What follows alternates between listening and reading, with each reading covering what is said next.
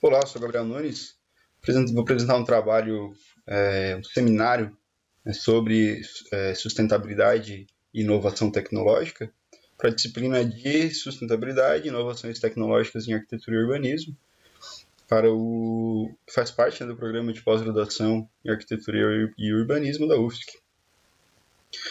Então a gente vai falar sobre combate a incêndio com o sistema de aspersão em água nebulizada, tá? O Water Mist.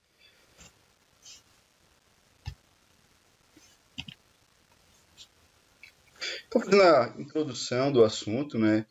O uso do fogo é algo indispensável para a humanidade nos dias atuais. Então, o fogo ele é utilizado tanto para fins domésticos, né, quanto para fins comerciais, industriais, né, enfim, é uma das energias de maior potencial de transformação. Então, é utilizado aí em larga escala em diversos processos. O que é o fogo, né? De acordo com a ISO, o fogo é o processo de combustão caracterizado pela emissão de calor acompanhado pela fumaça, chamas ou ambos. Então, é um processo de combustão, é uma reação química, né, que libera estes produtos da combustão, né, o calor, a fumaça, a chama, ou ambos. Né. Já o incêndio, então, é a rápida disseminação do fogo de uma forma descontrolada no tempo e no espaço. Então, é o fogo fora de controle, é o incêndio. Vamos trazendo aí um histórico, né, dos incêndios, num contexto internacional, né, lá nos Estados Unidos, a administração, nos Estados Unidos existe uma agência, né, que administra as questões relacionadas a incêndio, tanto questões estatísticas, né, quanto questões de execução do serviço em si, né, do sistema de segurança contra incêndio, do sistema de atendimento a ocorrências, né, então todo o ecossistema do segurança contra incêndio, né, então ele é atingido por essa US Fire Administration. Então a gente vê as estatísticas, né, de incêndio lá nos Estados Unidos, um número no eixo X, né, milhares de incêndios pelo ano. Então a gente vê que ainda em 2019 ocorreram aí 1.291.000 incêndios nos Estados Unidos. Né? Então os incêndios também são a realidade, acontece muito, muito mesmo. E as mortes também elas vêm em uma crescente, né? Então, em 2019, 3.704 mortes por incêndio, né, em incêndio, nos Estados Unidos também. E a perda, né, a perda econômica, a perda, né, questão financeira também, ela é gigante, né? Tanto que o gráfico ele traz os valores em bilhões de dólares. Então, em 2019 aí houve uma perda de 14,8 bilhões de dólares nos Estados Unidos. Aí, em 2018, quase o dobro, né, do que aconteceu em 2019, né, das perdas que houveram em 2019, 26 bilhões de dólares em um ano. Né? Então tem um impacto social, né, além das perdas com vidas, né, tem um impacto social pelas perdas econômicas. E aí, trazendo para o contexto do nosso país, né, no Brasil, esse número ele é o que a gente tem, né, em termos de estatística, mas as estatísticas de incêndio elas não são dadas a devida atenção, digamos assim, né, em comparação com outros países aqui no Brasil. Tá? Não tem algum órgão que junta tudo isso, né, e faz a tabulação, enfim. O que tem é essa informação do Instituto Sprinkler Brasil. Então, quando a gente entra nos detalhes, eles pegam as estatísticas dos bombeiros de cada estado e aí fazem essa compilação. E aí tem alguns anos que alguns estados não mandam essas informações, né? Enfim, é o que a gente tem de mais seguro, mas ainda assim, né, perto de como é feito a um cenário internacional, tem um tanto ainda para melhorar, digamos. Então, né, de 2012 a 2020, né, em 8 anos, a gente teve 7.793 incêndios registrados, né, no Brasil. Esse número, sem dúvida, o número real ele deve ser muito maior, né, em função dessa questão estatística. Então, grandes tragédias, elas nos ensinam, né? Primeiro, o que deu origem, né, à segurança contra incêndio no Brasil foi 2 grandes incêndios. O primeiro no edifício Andraus, né, lá em 1972, ocorreram aí 352 vítimas, sendo 16 mortos e 336 feridos, né, ali a imagem do incêndio. Depois de Joelma, onde teve 2 anos depois, no edifício Joelma, em São Paulo, teve 499 vítimas, sendo 179 mortos e 320 feridos. Então, no Andraus, ele tinha um L ponto, né? Então as pessoas, o que acontece? A fumaça, ela começa a ocupar toda a caixa da escada, é a rota de fuga principal, a principal rota de fuga vertical da edificação, e as pessoas não conseguem mais descer, né, pela caloria aí que está sendo disseminada. Então as pessoas sobem. E lá no edifício Andraus tinha essa possibilidade de os helicópteros estarem se aproximando e fazendo esse resgate.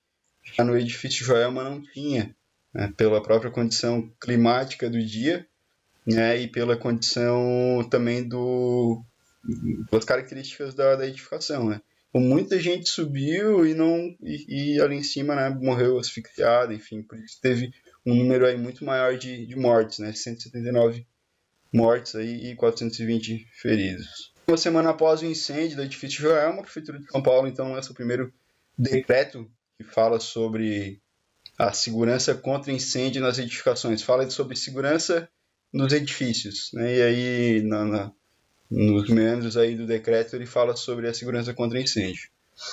Tá? Ali só um detalhe da emenda, né? Então institui normas especiais para a segurança dos edifícios, sendo observados na elaboração dos projetos e execução, bem como equipamento, funcionamento e dispõe ainda sobre aplicação em caráter prioritário, né? Então dá um teor aí de urgência, né, para execução aí dessas normas. Na segurança em geral é assim, né? Conforme situações catastróficas vão acontecendo, a segurança ela vai sendo aprimorada tanto a nível técnico quanto a nível jurídico. Então, como que funciona hoje? Por que a gente fala em segurança contra incêndio hoje? Porque lá na Constituição Federal fala que a segurança pública, né? Então, quando eu entro dentro de uma edificação, eu tenho que me sentir seguro dentro dessa edificação. Eu tenho que saber que ela não vai cair na minha cabeça, eu tenho que saber que em caso de incêndio eu vou conseguir sair dela com segurança, né? Eu tenho que saber, não, mas isso está intrínseco, né? A partir do momento em que eu estou entrando em alguma edificação, isso tudo, eu não faço essa avaliação. Eu apenas acredito que se a edificação ela está lá, ela está segura. Então, e tem a responsabilidade aí, né, do Estado nisso. Então, o Estado ele tem que prover a segurança pública, de acordo com a nossa Constituição. E os policiais e corpos de bombeiros militares, então, são órgãos do Estado, né, que devem atuar dentro dessa segurança pública. Na nossa Constituição do Estado de Santa Catarina, uma das atribuições do Corpo de Bombeiro é estabelecer as normas relativas à segurança de pessoas e seus meios contra incêndio, catástrofes, produtos perigosos, e analisar previamente os projetos de segurança contra incêndio em edificações, sinistros, né? Então, parte que envolve a segurança contra incêndio, né? O Corpo de Bombeiros ele tem que fazer o combate ao incêndio, né? E também ele tem que se antecipar, né? Então estabelecer normas aí para evitar com que no caso do incêndio acontecer, né, para que esses danos eles sejam os mínimos possíveis. Como que o Corpo de Bombeiros, trazendo aqui para o nosso contexto, né, de Santa Catarina, ele faz isso? Através de uma série de instruções normativas. Então, dentro do Corpo de Bombeiros tem uma diretoria de segurança contra incêndio, então, que trata só, né, da segurança contra incêndio, de elaborar normas, elaborar pareceres, de fazer perícias em incêndios, e essas perícias elas retroalimentam o sistema, né, elas retroalimentam as instruções normativas. Então, as instruções normativas, né, seguidamente elas são atualizadas. Tá? Então, tudo visando a segurança contra incêndio. E aí, figura 3 eu trago como que é exigido os sistemas. Quais são os sistemas que eu tenho que ter na minha edificação? Então, essa exigência ela se dá de acordo com a divisão. Então, o que tem na minha edificação? Ela é do grupo A, ela é residencial, ela pode ser do grupo B, que é a questão de hotéis, grupo C, que é comercial, ou o grupo F, que é reunião de público, que daí tem exigências já bem diferentes, né? Então, para boates, por exemplo, igrejas, né, em uma grande concentração de pessoas, a exigência é diferente de uma ocupação comercial, por exemplo. E essa exigência ela se dá, então, de acordo com o que tem nessa edificação, né, qual que é a ocupação dessa edificação, e qual que é a área quadrada, né, quanto de área que tem na edificação, e qual é a altura da edificação. Então, tem outros critérios, né, mas os 3 principais são esses. O que está acontecendo naquela edificação, qual que é a ocupação ou o uso dela, qual que é a metragem quadrada, qual que é a área total, e qual que é a altura da edificação. Então tem essa exigência, né, dos sistemas. A gente vê diversos sistemas de segurança, medidas de segurança contra incêndio, né, sendo exigidos. Os sistemas de proteção contra incêndio, então, eles agem em várias etapas do incêndio. Primeiramente, então, se é pensado, né, no controle de materiais de acabamento e revestimento, por exemplo, né, para que no caso que se tiver pegando fogo em algum revestimento, que esse fogo logo seja extinguido, né, que o revestimento ele não seja uma fonte de gases tóxicos para as pessoas e nem seja um local por onde o fogo ele vai se disseminar. E aí o exemplo, o clássico, né, do incêndio da Boate Kiss, né, incêndio histórico aí, matou mais de 300 pessoas, né, e também provocou uma mudança brusca na legislação. Então, hoje em dia, no Brasil, a legislação de segurança contra incêndio ela é antes de 2013 e depois de 2013. Então, a primeira parte, digamos assim, né, onde a segurança contra incêndio ela está focada. Depois ela pensa em identificar esse incêndio. Ocorreu incêndio? Então, vamos identificar ele o mais precocemente possível e vamos informar todos os ocupantes da edificação, para que as pessoas consigam, né, evacuar a edificação com segurança e que os serviços de emergência sejam acionados. Aí, um exemplo, né, é o sistema de alarme e detecção de incêndio. Depois temos sistemas que evitam com que o fogo ele se espalhe com rapidez, né? A questão da compartimentação horizontal, compartimentação vertical. Na questão da compartimentação horizontal, se o fogo pegar em um pavimento, ele vai ficar naquele pavimento, ele não vai sair daquele pavimento. As rotas de fuga verticais da edificação elas serão preservadas para que as pessoas consigam sair, né? Então, isso já depois que o incêndio já se desenvolveu.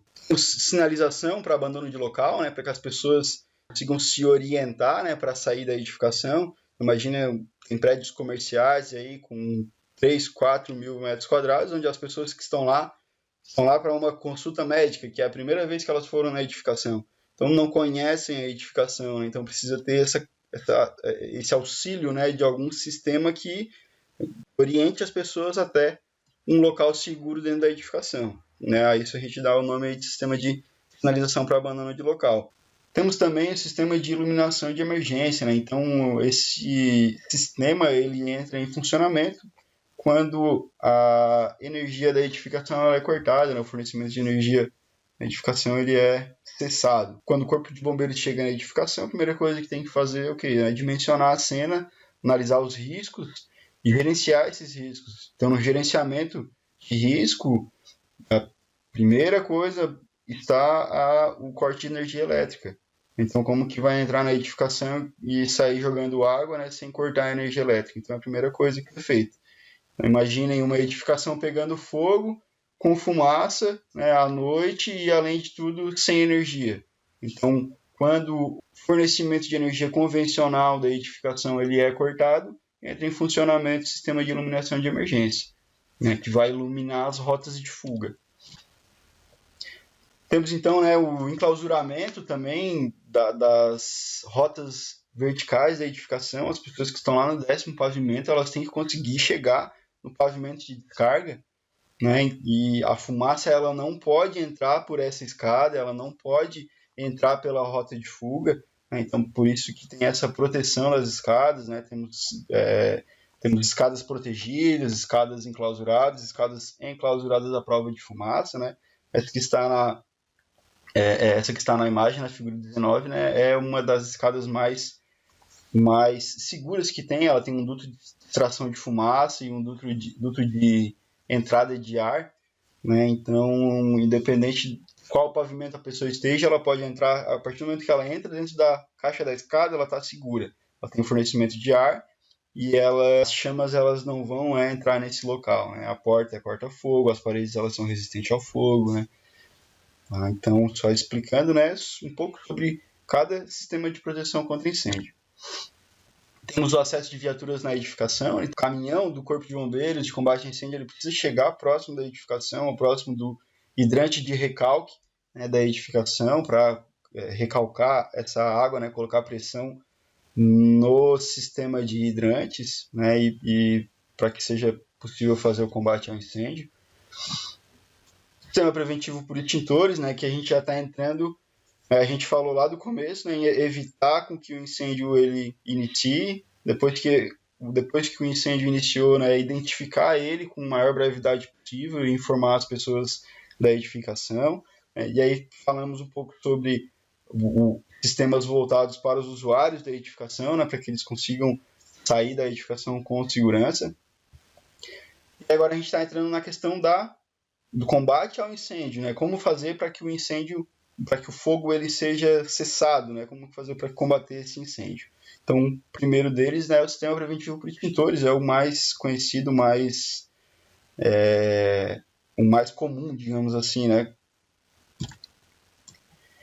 E agora, ainda sobre o sistema preventivo por extintores, né? Temos vários, tem extintor de pó químico, tem extintor CO2, de gases, tem extintor de água, né? Então, temos esses vários tipos.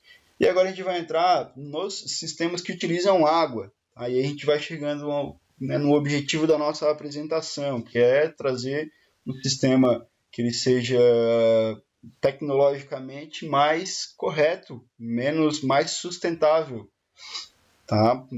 Para os dias de hoje, né? Considerando aí os objetivos que a gente tem hoje frente à sustentabilidade. Um dos sistemas que usa água, né, no combate ao incêndio é o sistema hidráulico preventivo, né, uma rede de hidrantes, então uma rede de tubulações que tem o objetivo de levar a água de uma caixa d'água, de uma reserva técnica de incêndio, né, até o hidrante, até um ponto onde seja possível os usuários da edificação utilizarem o sistema para fazer esse combate ao incêndio.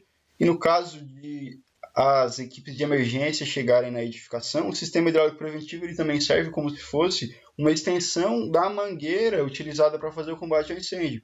Ao invés de o corpo de bombeiros, né, as equipes de resgate, esticarem mangueiras escada acima, né, é utilizado o hidrante do pavimento, né, onde está acontecendo o incêndio, e o corpo de bombeiros, o caminhão do corpo de bombeiros conecta uma mangueira do caminhão até o hidrante de recalque.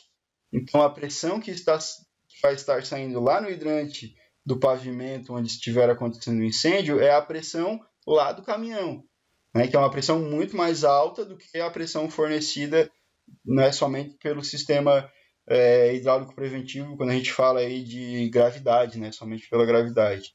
Então, a edificação que ela precisa ter o sistema hidráulico preventivo, ela vai ter lá na sua caixa d'água um volume mínimo destinado para combate ao incêndio, que é uma reserva técnica de incêndio. E esse volume ele varia de acordo com a carga de incêndio da edificação e com a área da edificação. Então, quanto maior é a área da edificação, né, e quanto maior é a sua carga de incêndio, maior é o volume que a gente precisa ter. Assim, na prática, dificilmente uma edificação ela vai ter uma carga de incêndio ali média, acima, né, do 1142. Precisa ter bastante material combustível na edificação e uma área bem reduzida para que essa carga de incêndio atinja, né, o 1142 megajoules. Então, a maioria das edificações, no máximo, a RTI fica ali entre 20 e 25 metros cúbicos. No máximo. A maioria é entre 5 e 10 metros cúbicos. Tá? Então, eu tenho, dentro da minha edificação, eu tenho lá apenas 5.000 metros cúbicos, né, ou 10 metros cúbicos de água, pensando, né, no uso dessa água para o combate ao incêndio. E um outro sistema de proteção contra incêndio que utiliza água também são os sistemas de chuveiros automáticos, né? Então, uma rede de tubulações que leva água de uma reserva técnica de incêndio também até bicos aspersores de água. Cada bico desse, ele tem uma ampola, e essa ampola ela estoura quando chega a determinada temperatura. E aí, quando estoura essa ampola, né, então a água ele começa a liberar a água nesses bicos, né, que é chamado aí de chuveiros automáticos. Tá? O sistema de sprinklers também é chamado. Tá? Eu vou apresentar um vídeo agora que ilustra um pouco da utilização desse sistema. Então, são dois modelos, né, com a carga de incêndio iguais, né? Então são ali tantas caixas de papelão com tantos copos plásticos em cada um. A diferença é que ali no direito ele tem em cima ali um bico de sprinkler, né? Um bico aspersor de água. E aí a diferença, né, entre um incêndio em uma edificação que tem sprinkler e no caso de não ter sprinkler, né? Então o fogo ele vai se desenvolver, né, até queimar todo o material combustível que tem na edificação, né? Ou até que haja uma interferência aí por parte de equipes, né, de combate a incêndio. Tá, passando aqui para frente, né? No final, como que tá um e como que tá o outro. Então, o sprinkler, né, é uma alternativa automática, ela não exige que ninguém vá lá e acione ele, né, é um chuveiro automático. Ele, além de proteger questões de pessoas, né, simplesmente proteger as pessoas contra os danos do incêndio, ele também é muito útil na proteção de mercadorias, né, e essa questão econômica, né, tanto de mercadorias quanto a questão física, né, das empresas, né, questões estruturais das empresas, né, para que não haja nenhum dano aí na edificação. Então ele é muito útil. E aí, qual que é a parte ruim dele? Eu não diria a parte ruim, né? Qual que é a parte menos sustentável, diria assim? Precisa de uma quantia de água gigantesca, né? Bastante água mesmo. Isso para para eu ter um sistema de sprinkler na minha edificação, eu vou ter que precisar ter no mínimo em torno de 100 mil litros. Eu vou ter que ter uma reserva técnica aí de no mínimo 100 metros cúbicos, né? E isso é uma quantia de água exorbitante, né? Frente a outros sistemas e frente à própria demanda de consumo da edificação. Então, no livro ali do Massintiri, ele que fala sobre instalações hidráulicas, né? Ele traz essa observação, né? Então, o reservatório tem que ter capacidade para atender, né, 60 minutos, no caso de riscos pequenos, a uma descarga de 20 vezes 90 litros por minuto, né, o que corresponderia aí a utilização de 20 aspersores, né. Então, o que é adotado, né, em termos de projeto aí é entre, no mínimo, os 120 mil litros de água, única e exclusivamente para atender a essa demanda do sprinkler, do sistema de sprinkler. Tá? Aí mais uma informação da ABNT, né, que traz uma tabela da ABNT, que traz a quantia, a vazão por chuveiro, né? Então passa tantos litros por minuto de acordo com o diâmetro ali do orifício, né, do bico, né, do sprinkler. Então a gente vê que há uma vazão alta, né? Imagina 50 litros por minuto por bico. Então isso é uma quantia bem alta, assim, né, quando a gente fala em uso de água, né? Agora vamos falar um pouco sobre desenvolvimento sustentável e depois vamos unir esses dois assuntos, né? O desenvolvimento sustentável, né? A sustentabilidade e a segurança contra incêndio. Então, As Nações Unidas lá em 2015, né, foi publicado a Agenda 2030 para o Desenvolvimento Sustentável, né, um documento aí que traz os 17 objetivos do desenvolvimento sustentável, e dentro esses 17 objetivos, eles se desmembram em várias metas, né? Então, e essas metas, então, elas buscam concretizar os direitos humanos, né, de todos, e alcançar a igualdade de gênero e empoderamento das mulheres e meninas. Então, tem essa questão social, né, e tem um foco também no sustentável e no econômico. Então, ali, esse documento também ele traz que são integrantes e indivisíveis, e equilibram, né, as três dimensões do desenvolvimento sustentável: a dimensão econômica, a dimensão social e a ambiental. Para eu dizer que tem um desenvolvimento sustentável, né, em determinada área ou em determinada ação, né, eu tenho que considerar esses três aspectos, né, essas três dimensões: a econômica, a social e a ambiental. Dentre os 16 objetivos do desenvolvimento sustentável, o objetivo 6 fala especificamente sobre a água, então assegurar a disponibilidade e gestão sustentável da água e saneamento para todos. Então fala específico, né, sobre a água.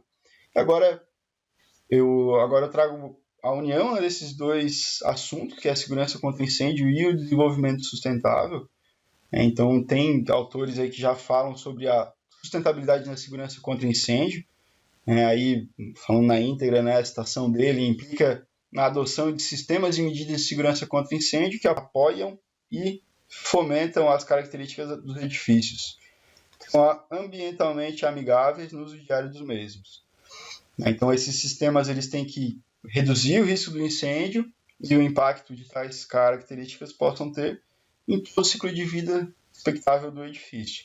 Então, é muito falado sobre, né, a avaliação, o ciclo de vida, né, a avaliação do ciclo de vida de cada ambiente, né, de cada material ou da própria edificação, né?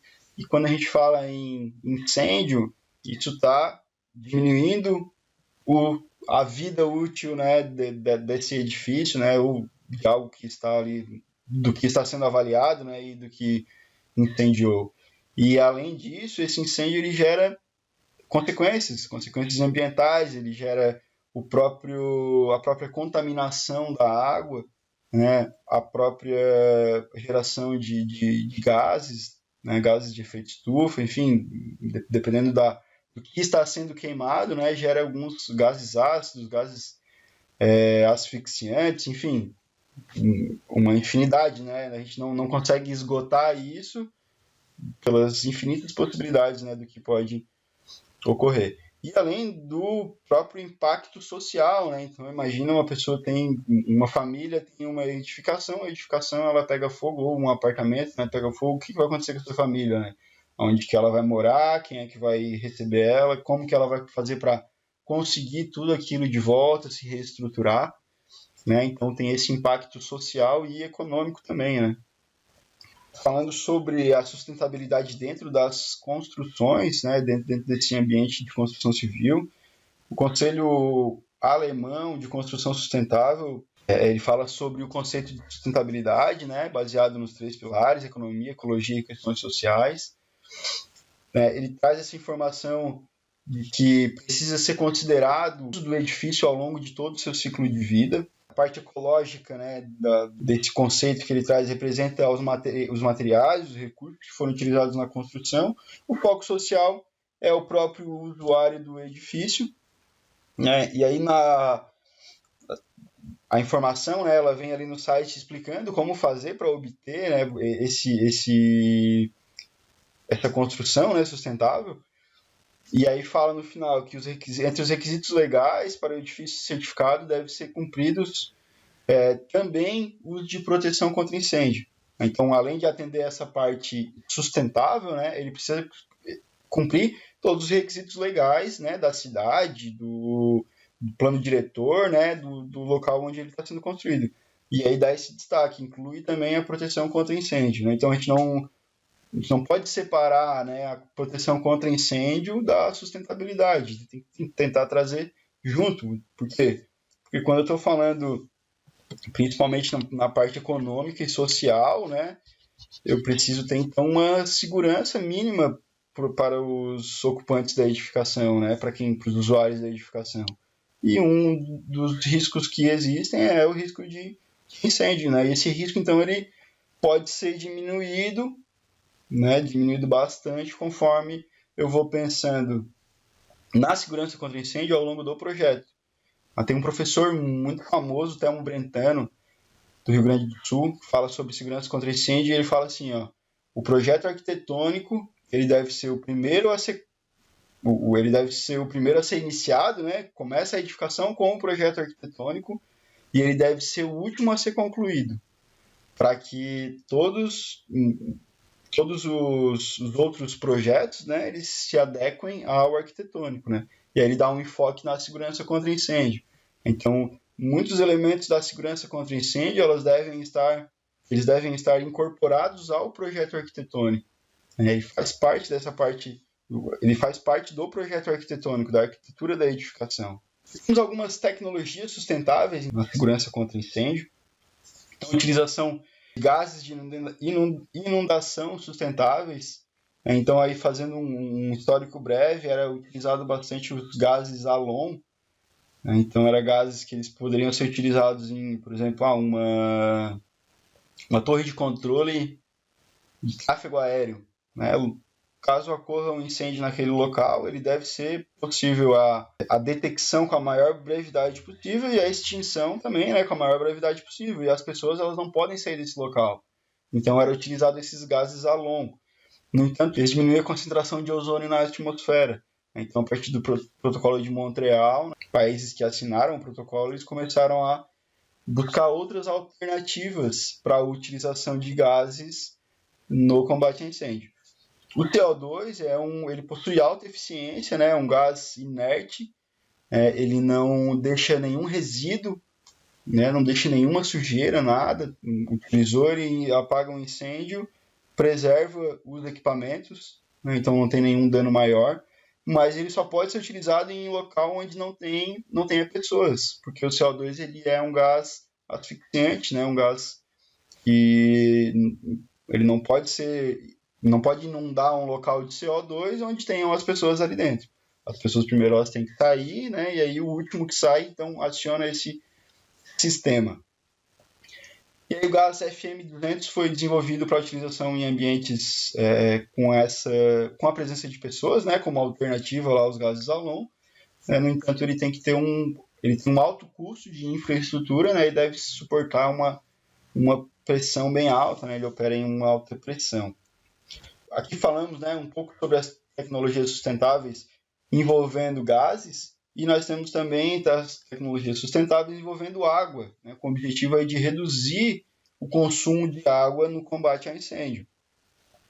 Então, a NFPA 750, né, uma norma dos Estados Unidos, da National Fire Protection Association, na qual lá nos Estados Unidos a segurança contra incêndio ela é muito mais cobrada pelas empresas de seguro. Então a empresa de seguro ela vai falar assim, não, você quer ter o seguro na sua empresa, então você tem que seguir NFPA tal, NFPA X, Y, Z, e a empresa então ela tem que ir se adequando a esses padrões, tá? E aí, dentro desses padrões, né, temos a NFPA 750, ela foi atualizada em 2019, ela fala sobre o Water Mist, né, então o sistema de aspersão de água nebulizada. Então, o que significa esse Water Mist? Né? Ele é definido como aspersão de água em que 99% das gotículas possuem um diâmetro não superior a 1000 micrômetros. São gotículas minúsculas. 99% dessas gotículas, né, elas têm que ser nesse tamanho aí, né? Então aqui na imagem um teste, né, de supressão de incêndio com water mist. A partir do momento que o incêndio ele é detectado pelo sistema, ele entra em funcionamento, a aspersão, né, da água no ambiente. Todo o ambiente ele fica tomado por essa água nebulizada, e a água ela tem um alto potencial de absorção de calor, e um alto potencial de expansão volumétrica. Então, quando a água está no ambiente, né, ela entra na corrente, porque no incêndio, né, o local onde está acontecendo o incêndio, ele gera um ambiente de baixa pressão.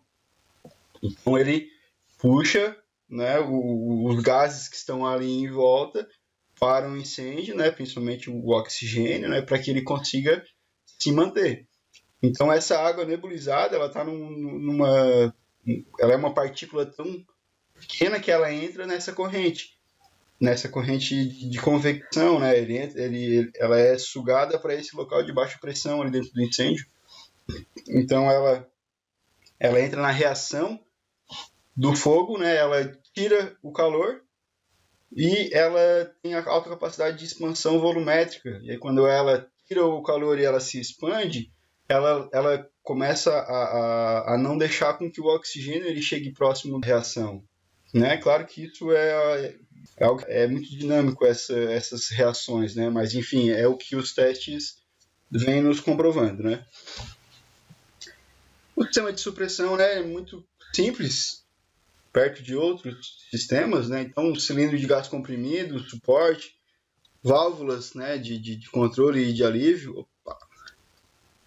pré-termostato, né, e mais válvulas ali, né, no sentido de, quando a gente compara com o sistema hidráulico preventivo com o uso de bombas, por exemplo, né, precisa de uma estrutura muito maior, uma área muito maior, uma quantia de água muito maior, e aí para o sprinkler mesmo, então nem se fala.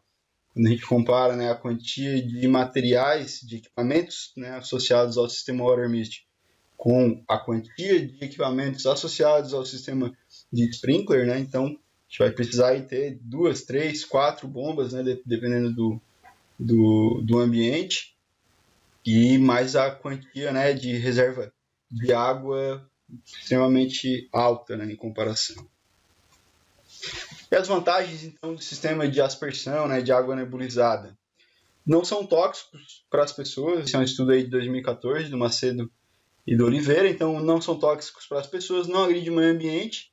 Né, é mais seguro do que a supressão por CO2. O CO2 tem esse risco às pessoas, né, e o risco é um risco de morte mesmo. Não é algo que a pessoa vai ficar mal, vai desmaiar. Não, é o risco de morte. A pessoa que ficar num ambiente com CO2, ela vai virar óbito. É fornecido em unidades autônomas compactas, né? Então, conforme eu mostrei na ilustração anterior, né? Exige um menor volume de água comparado aos demais sistemas de chuveiros, né? Que ele fala aqui em relação ao sprinkler, né? Possui uma favorável relação entre o custo e eficiência, né? Comparado a outros sistemas convencionais, e não necessita de maiores cuidados em relação à estanqueidade dos ambientes onde estão instalados. Então, um CO2, por exemplo, se a porta lá do compartimento estiver aberta, o CO2 ele já vai sair e ele não vai ser útil, né? Não vai ser eficaz ali no combate ao incêndio. Diferente do sistema de aspersão por água nebulizada. Né? Porque partículas, né, elas vão se espalhar e, como eu expliquei anteriormente, elas vão ser sugadas pelo incêndio, digamos assim, né, pelo fogo, e elas vão entrar naquela reação, independente se as portas estiverem abertas ou não. Né, independente se o local ele for estanque ou não. Tem uma palestra dessa agência FSSA, Fire System Suppression Agency. É uma agência, association, é uma associação de empresas, né, que trabalham nessa área de sistemas de supressão de incêndio. Tá? Então ele fala assim, né, que a média, o quanto que o sistema utiliza de água é em torno de metade até 1/10 de água comparado ao sistema de sprinkler. Né? Tem muito menos dano ao conteúdo, né? Então imagina, às vezes, quando a gente entra no bombeiro, a gente recebe treinamento, daí o pessoal fala assim, não pode chegar na edificação, e o que o fogo não consumiu, o que o fogo não estragou, o bombeiro chega lá com um jato de água compacto e estragando tudo. Né? A gente tem que evitar ao máximo dano ao conteúdo. É diferente. E aí tem essa comparação, né, entre o sistema do Water Mist e do sprinkler ou um sistema hidráulico preventivo. Né? a quantia de água ela é muito maior, então o dano ao que tem lá dentro da edificação ele vai ser maior também, né? Principalmente em questões de equipamentos eletrônicos, né? Uma outra informação que eles trouxeram na palestra é que pode ser utilizado uma tubulação de PVC para o water mist em substituição à tubulação de ferro, né? E as tubulações então, de ferro, né, elas podem causar esse encrustamento dentro dela, então diminuindo a passagem da água, vazamento. A questão da rapidez também, então o sprinkler, como é que ele funciona? O sprinkler ele tem um bulbo dentro dele, que quando este bulbo ele tem um líquido, ele começa a se agitar em determinada temperatura. Então quando aquele líquido atingir temperatura de 60 graus, ele vai começar a se agitar, ele vai estourar e a água ela vai sair do sprinkler, né? Então precisa primeiro chegar nessa temperatura. Já o sistema de aspersão de água nebulizada, ele pode ser um detector de incêndio, né? Detector de fumaça, detector de temperatura, conectado, né, ao sistema, né, à central aí que vai dar o início dessa aspersão de água. Então é muito mais rápido o início ao combate. E um outro detalhe que eu achei muito interessante, que ele fala que o water mist ele é tridimensional. Tá? Então ele o que significa isso, né? Fiquei pensando, dei uma estudada. O sprinkler ele é bidimensional, ele vai para os lados e vai para baixo. Ele não vai para cima, vai para os lados e ele vai para baixo. E o water mist ele entra na própria corrente de ar, né? Corrente de convecção. Então ele pode, quando tem algum anteparo e o fogo ele está abaixo deste anteparo, ou atrás ou abaixo, ainda assim o water mist ele vai conseguir conter o incêndio, né? Que é esse exemplo aí, ó. Então tem um fogo embaixo, né, de uma mesa, né, algo que parece uma mesa, né, enfim, algum anteparo, né, então a água ela não vai entrar em contato diretamente com o fogo, ela vai tomar todo o local e ela vai entrar ali na corrente de convecção do fogo e vai cessar o incêndio. Então é algo bem específico do water mist. Temos um outro artigo do Costa e Neto, ele fala que, falando ainda sobre as vantagens do water mist, né? Então a água é um agente extintor de baixo custo, não é tóxica, pequenos volumes de água comparados aos sistemas usuais. A gente vê que as constatações das vantagens elas seguem numa mesma linha, né? É melhor utilizar água, é mais barato, não é tóxico, o volume de água é muito mais baixo, né, do que os outros. Nenhum produto, nenhum subproduto corrosivo é gerado, né, dessa combustão. Porque imagina, quando eu jogo água, uma quantia alta de água, é uma quantia alta de água que vai estar entrando em contato com os gases do incêndio, vai estar entrando em contato com os materiais do incêndio e vai estar gerando um efluente desse incêndio, né? Que obviamente nunca é pensado, ninguém vai fazer o tratamento do efluente do incêndio, né? Mas quando eu reduzo a utilização de água, né, obviamente o efluente ele vai ser muito menor, né? A quantia da geração desse efluente vai ser muito menor, muito mais baixa. Pode ser utilizado com risco elétrico, então aí está a primeira quebra de paradigma de quando eu utilizar água. Quando eu utilizo água e risco elétrico não funciona, não combina. Corre o risco de a pessoa que está lá dentro da edificação do ambiente, né, tomar um choque, né, em função da condutividade da água até a pessoa e em relação ao equipamento, né, esse equipamento ele vai estragar, né, ele vai ter que ser restaurado, enfim, né, vai ter danos a esse equipamento. Então, quando eu utilizo água destilada, né, eu posso estar utilizando em local com risco elétrico. Tá? E em condições específicas pode ser aplicado para líquidos e gases combustíveis. Tá? Aqui também outra quebra de paradigma aí, porque água e líquido combustível não funciona, né? Isso é o que a gente sempre vem aprendendo. Não pode jogar água em líquido combustível. Não pode jogar água em local com risco elétrico. Depois vou mostrar ali alguns vídeos que vocês vão entender isso. Né? Mais constatações das vantagens do Water Mist. É de um artigo mais recente, né, de 2021, desse ano ainda. Então, potencial de extinção dos incêndios de várias classes, né? Então, sólidos combustíveis, líquidos combustíveis, riscos elétricos, né? Ele atende todas essas classes de incêndio. Não é tóxico ao meio ambiente, pode ser utilizado em muitas áreas de aplicação, né? Então, gabinetes de turbina a gás, navios, salas de bombas, casas de força, edifícios históricos, salas de máquinas, né? Então, quando a gente junta todas aquelas vantagens, né? Por que edifícios históricos, né? Porque vai reduzir o dano ao edifício, né? Um museu, por exemplo, né? O quanto que eu quero preservar aquilo que está lá dentro em função do incêndio, mas eu preciso preservar também em função do combate ao incêndio. Porque o combate ao incêndio pode, né, causar danos ao que o museu está expondo lá, né? Então tem todas essas vantagens também. E aí fala que a eficácia, né? Então a eficácia ela é determinada de acordo com o spray, a configuração do tamanho das gotículas, né? Da tubulação e da pressão de operação. Então a gente tem alta pressão, baixa pressão, média pressão, né? Temos alguns tamanhos de sprays, né? Então tudo isso vai influenciar na eficiência dele ou não.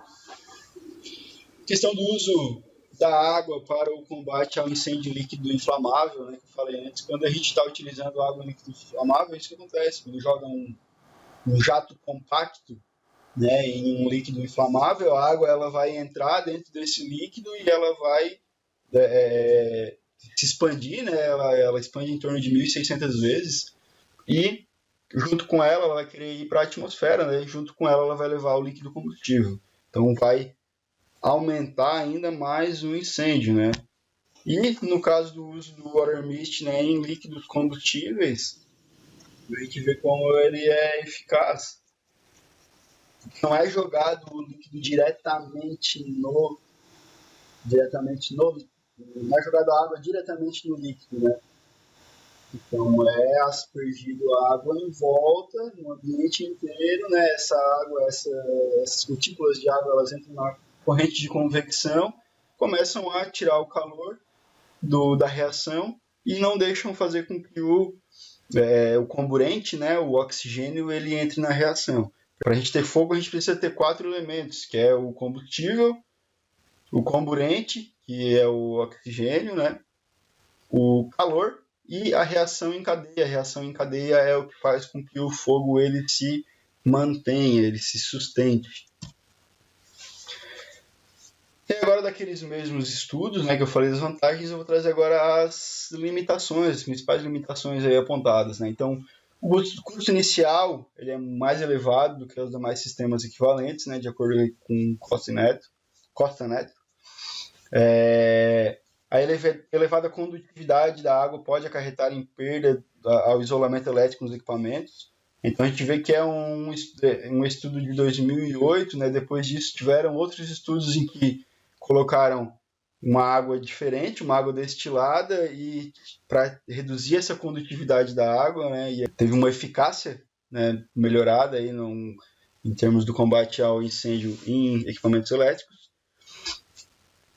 Todo o projeto ele tem que ser certificado por um organismo certificador. Então, nós temos alguns organismos, né, mundiais que certificam esses sistemas. Então, para eu utilizar eu tenho uma empresa, eu quero utilizar o sistema Water Mist. Para ele ser aceito, ele tem que ser certificado por uma empresa, né? Então, eu vou ali, vou instalar ele todo conforme, né, as normas vigentes. Eu tenho que chamar essa empresa e aí ela vai dizer que não, tá ok, tá conforme as normas. Foi feito um estudo, né, em cima dele, em cima da situação onde ele está sendo projetado, e ele será útil, né, será eficaz. E tem uma maior eficiência nos ambientes fechados e confinados, né? Então, mas mesmo com o ambiente aberto, ele ainda assim tem uma eficiência, mas se o ambiente for todo fechado, a eficiência dele é bem maior. o estudo mais recente, né, ele fala que diversos fatores, então, afetam o desempenho, né, a capacidade de a água nebulizada acabar com o incêndio, né, suprimir o incêndio. Então, o tipo de combustível, o tamanho de chama, a ventilação influencia bastante, tá?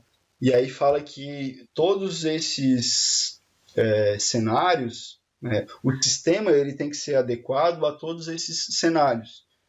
Tá? Então não é simplesmente, não, eu quero botar um sistema de água nebulizada, eu vou lá, vou pegar vou pegar um sistema geral aqui e vou colocar. Não existe sistema geral para água nebulizada. Cada situação tem que ser pensada, tem que ser estudada, né, tem que ser simulada, e aí para isso a gente tem também, cada vez mais está se desenvolvendo a simulação de incêndio, né? Temos o Fire Dynamic Simulator, que é um software de código aberto, que é bastante utilizado nessa área de simulação de incêndio, né, para verificar exatamente isso, né? Se não tiver como fazer um simulado real, né, eu pego os dados, jogo lá no FDS, Fire Dynamic Simulator, e faço a simulação e vejo se o sistema ele vai ser realmente eficaz, né?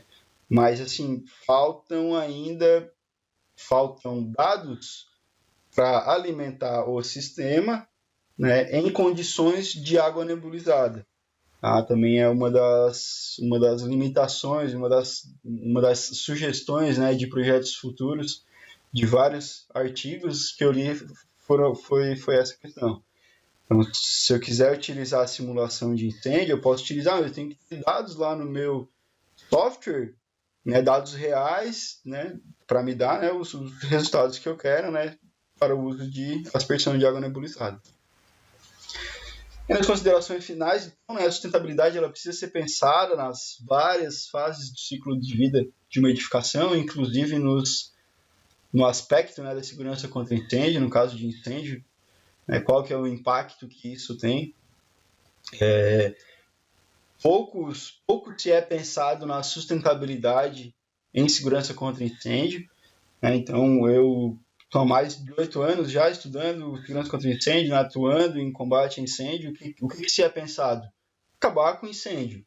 O que tiver disponível, vamos fazer e vamos acabar com o incêndio. Se vai gastar 200 mil litros d'água, se vai gastar 2 litros, tanto faz. Hoje em dia é assim que se é pensado. Aos poucos, né, lendo até os artigos, fazendo essa pesquisa, eu pude notar como isso aos poucos está sendo trazido. Tanto que tem poucos materiais que falam sobre isso, sobre sustentabilidade e segurança contra incêndio. O sprinkler, então, ele é um sistema altamente eficaz, né, mas ele exige uma quantia exorbitante de água comparado ao sistema apresentado, né, então 10 vezes mais, né, de água. E o sistema de aspersão de água, então, é uma alternativa eficaz na redução do consumo de água para o combate a incêndio, mas não se faz necessário, como falei anteriormente, mais experimentos. Ele ainda está em fase de conhecimento, de entendimento do que acontece lá dentro, o que acontece lá na reação, no incêndio com a água, né? Com essa água aspergida, né? Então, tem muitos fatores que influenciam, né? E quanto mais pesquisas, né, a gente tem, né, nesse sentido, né, melhor se forma o entendimento sobre as dinâmicas desses fatores. Então, o tamanho da gotícula d'água, se o incêndio for num material classe A, numa madeira, ou num líquido combustível, ou num gás combustível, se tiver uma abertura neste lado da edificação e uma abertura neste lado, e o vento estiver um vento norte, onde forma uma corrente, né, de ar dentro da edificação, como que vai funcionar? Então, tem vários fatores que influenciam, né, na supressão do incêndio. E tudo isso precisa ser melhor estudado, né, para que se garanta uma eficácia mais comprovada do sistema. E as referências, né, então, tanto de referências estudadas. E aí, dentro do bombeiro, a gente tem uma máxima, né, quando a gente fala sobre segurança contra incêndio, que o incêndio ocorre onde a prevenção falha, né? Então, se a gente consegue se antecipar, né, pensar na segurança contra incêndio no próprio projeto da edificação, né, nos materiais que a gente vai estar utilizando, né, se antecipar a isso, o risco, né, de ocorrer um incêndio ele é muito menor.